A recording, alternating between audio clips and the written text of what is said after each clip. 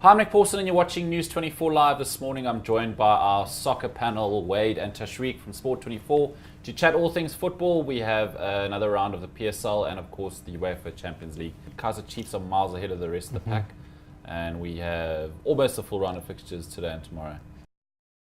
The interesting thing is that Kaizer Chiefs, they are leading the pack with 11 points with ABSA Cape Town in second position. But the interesting thing, from the second position onwards to the 10th, like if SuperSport were in 10th position, if they were to win, they could break into that top 4. So the ABSA Premiership is currently very tight in terms of the top 10. And easily a team could break into that top 4, which is where they want to be. So in the past weekend, Kaizer Chiefs, or the draw, George Lupisi closed out Teko Madise's wonder strike. An interesting game, a very boring game in the first 45 minutes. It was easy to note that teams wanted a draw. Both sides wanted a draw. And second half, early in the second half, Teko Madise broke the scores. George Lupisi, then 10 minutes later, after opening up, George Lupisi, a low strike into Mweni's corner. And then the last 20 minutes, teams closed up again. And I think that's what Stuart Baxter actually wants to do, like get 1 point or at least a point off the big 4, the likes of Wits and SuperSport, Sundowns, Orlando Pirates. Good points for Orlando Pirates against SuperSport in the last dying seconds of the game against SuperSport. Sifiso Mweni for the strike as well. 2-1 win for them. Gordon Egerson wasn't too happy about the 6 minutes added time. So he was frustrated about that. 2-0 win for Wits as well.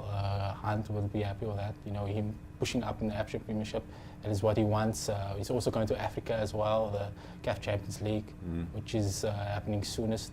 So, and those teams that are in the African Champions League, they actually get to start off early in terms of bringing transfers in. So as we're counting the days to the transfer season, which is actually January, but for the teams who are playing in the African Champions League, get to lure players much earlier so they could register them. Wade, what do you make of the log and the results so far this season? I mean, tomorrow night at least we have, again a couple of mismatches. Maritzburg United against Swallows.